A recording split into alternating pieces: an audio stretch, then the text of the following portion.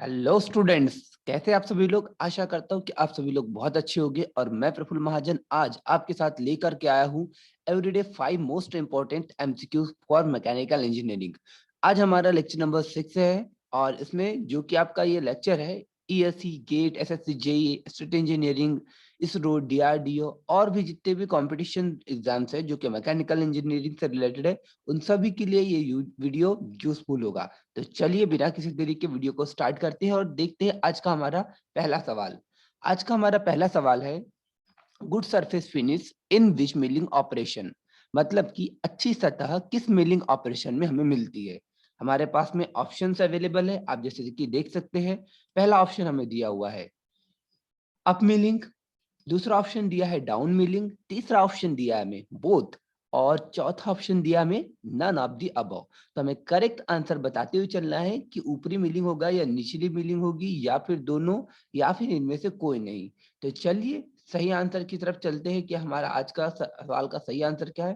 तो हमारा सही आंसर है निचली मिलिंग, मतलब डाउन मिलिंग। जो डाउन मिलिंग होती है, इस डाउन मिलिंग में होता ही है कि हमें अगर किसी जॉब की अच्छी सर्विस चाहिए तो इस डाउन मिलिंग के थ्रू हम क्या करते हैं, जॉब को अच्छी सर्विस प्रदान करते हैं।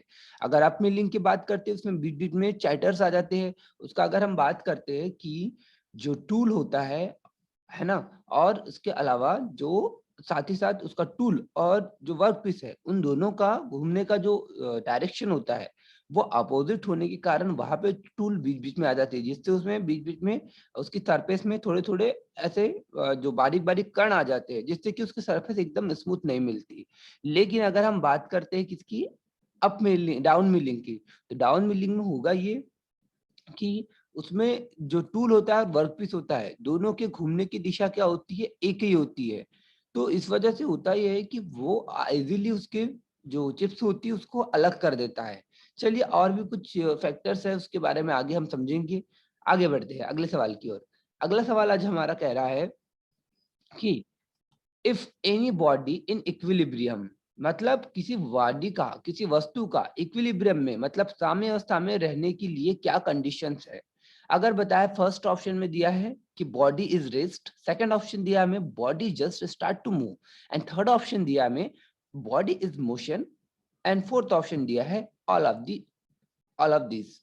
मतलब जब शरीर विश्राम में है तब क्या बॉडी इक्विलिब्रियम में होगी, या फिर जब शरीर बस चलना कर रहा है तब इक्विलिब्रियम में होगी, या तीसरे में दिया है शरीर गतिशील अवस्था में है क्या तब बॉडी इक्विलिब्रियम कंडीशन में होगी, या इन सभी, ये सभी कंडीशंस आपको करेक्ट आंसर बताते चलना है कि कौन सी कंडीशन हमारे लिए एप्लीकेबल है यहाँ इस सवाल के अकॉर्डिंग। तो हमारा यहाँ पे करेक्ट आंसर है जब बॉडी रेस्ट में होती है, मीन्स कि जब बॉडी विराम अवस्था में होती है, विश्राम में होती है, तब वह क्या होती है, संतुलन में, या हम कह सकते हैं इक्विलिब्रियम कंडीशन, मतलब साम्य अवस्था में होती है। ठीक है, तो ये था हमारा आज का ये सवाल। चलिए आगे बढ़ते हैं, अगले सवाल की ओर मूव करते हैं। आज का अगला सवाल हमारा क्या है। अगला सवाल आपको जैसा कि यहाँ पर दिख रहा है कि what two motions can any body have, मतलब कि किसी भी शरीर में दो गति कौन कौन सी हो सकती है। मतलब या किसी शरीर या किसी वस्तु की अगर हम बात करें कि किसी वस्तु में कौन सी दो गति संभव है, ये हमें बताना है। उन दो गतियों के बारे में कि दो गतियां वो कौन कौन सी है, जिसे तो हमें पास में दिया है रोटरी और ट्रांसलेटरी। चलिए देखिए रोटरी और ट्रांसलेटरी, ये जैसे देखिए कि रोटरी हम केवल और केवल कोई बॉडी है उसमें हम या तो उसको क्या करा सकते हैं, रोटरी मोशन करवा सकते हैं या फिर ट्रांसलेटरी मोशन करवा सकते हैं। ये दो मोशंस क्या होती है किसी बॉडी में पॉसिबल होती है। चलिए आगे बढ़ते हैं अगले सवाल की ओर कि अगला सवाल हमारा क्या कर रहा है। हमारा अगला सवाल है कि स्ट्रोक किसकी इकाई है। Stroke is the unit of किसकी इकाई है। आपके पास में ऑप्शंस अवेलेबल है कि पहला ऑप्शन आपको दिया हुआ है कि क्या यह ट्रापेस्टेशन की इकाई है, दूसरे ऑप्शन में आपको दिया हुआ है क्या यह विस्कोसिटी मतलब शांता की इकाई है, तीसरे ऑप्शन में दिया है क्या ये काइनेमेटिक विस्कोसिटी की इकाई है, या फिर नन ऑफ द अबव, इनमें से किसी की भी ये यूनिट नहीं है। है ना? सतह तनाव की है, श्यानता की है, काइनेमेटिक विस्कोसिटी की है या फिर इनमें से कोई नहीं। हमें करेक्ट आंसर बताते चलना है और चलिए देखते हैं हमारा करेक्ट आंसर क्या होगा। हमारा करेक्ट आंसर मैं बता दूं यहाँ पर है काइनेमेटिक विस्कोसिटी। काइनेमेटिक विस्कोसिटी की जो इकाई होती है वो स्ट्रोक होती है। ठीक है, चलिए आगे बढ़ते हैं। अगला सवाल हम देखते हैं कि हमारा अगला सवाल क्या है। तो अगला सवाल हमें दिया है पास्कल लॉ स्टेट, मतलब पास्कल के नियम की बात किया है अभी यहाँ पे। तो pascal law states that pressure at a point is equal in all direction. मतलब आपको मैं हिंदी में कन्वर्ट करके बता दूं इस सवाल को। तो बताया है कि पास्कल का नियम कहता है या स्टेटमेंट देता है कि एक बिंदु पर दबाव सभी दिशाओं में समान है। ठीक है, ये किस कंडीशन में ये नियम लागू होता है, आपको ये ऑप्शन अवेलेबल है, इनके थ्रू आपको बताना है। पहला ऑप्शन दिया है इन अ लिक्विड एट रेस्ट, जब लिक्विड रेस्ट में होता है तब ये नियम लागू होता है। दूसरा, इन अ फ्लूइड एट रेस्ट, क्या जो फ्लूइड होता है रेस्ट में रहता है तब ये नियम लागू होता है। तीसरा, इन अ लैमिनार फ्लो, जब फ्लूइड का जो फ्लो होता है वो क्या लैमिनार फ्लो होता है, उस कंडीशन में हमें ये नियम लागू होता है। ये चौथा ऑप्शन दिया है इन अ टर्बुलेंट फ्लो, या हमें बोला है जब टर्बुलेंट मतलब अशांत प्रवाह, बहुत ही तेजी से जब आपका लिक्विड फ्लो होता है, क्या उस कंडीशन में पास्कल का नियम या पास्कल लॉ एप्लीकेबल होता है, ये हमें बताते हुए चलना है। तो चलिए हम देखते हैं कि वो क्या कंडीशन है जिसमें कि पास्कल का नियम लागू होता है।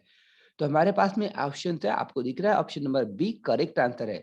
जब आपका फ्लूइड रेस्ट में होता है तब हमारा पास्कल का नियम लागू होता है। और पास्कल का नियम आपको पता है कि पास्कल के नियम के अकॉर्डिंग अगर किसी कंटेनर में आपका लिक्विड भरा हुआ है तो उसके हमने देखा किसी भी पॉइंट पे जो प्रेशर है या लिक्विड द्वारा जो प्रेशर लगाया जाता है वो सेम, उसका वैल्यू सेम होता है, चाहे वो इस पॉइंट पे हो, चाहे इस पॉइंट पे हो, चाहे इस पॉइंट पे हो। इट मीन्स कि लिक्विड हर दिशाओं में, मतलब तीनों डायरेक्शन में, एक्स वाई और जेड तीनों डायरेक्शन की अगर हम बात करते हैं तो इक्वल फोर्स अप्लाई करता है। ये हमारा है पास्कल का नियम। और इसी पास्कल के नियम के ऊपर आपकी जो हाइड्रोलिक मशीन होती है, हाइड्रोलिक लिफ्टिंग मशीन होती है, हाइड्रोलिक ब्रेकिंग सिस्टम्स होते हैं और भी बहुत सारी पुल्ली होती है, ये सब आपके क्या होते हैं, पास्कल के नियम के ऊपर ही काम करते हैं। ओके, चलिए देखिए आपके पास में ये ऑप्शन में बहुत ज्यादा कंफ्यूजन होगा। तो यहाँ पे लिक्विड दिया हुआ और फ्लूइड दिया है, तो ये जो पास्कल का नियम है ये सभी फ्लूइड के लिए अप्लाई होता है, सिर्फ केवल और केवल लिक्विड के लिए लागू नहीं होता। ठीक है, फ्लूइड में आपको पता है, फ्लूइड की कैटेगरी में आपका वाटर भी आ जाता है, ऑयल भी आ जाता है, मतलब जो भी बह सकता है, और प्लस एयर भी फ्लूइड की कैटेगरी में आ जाती है।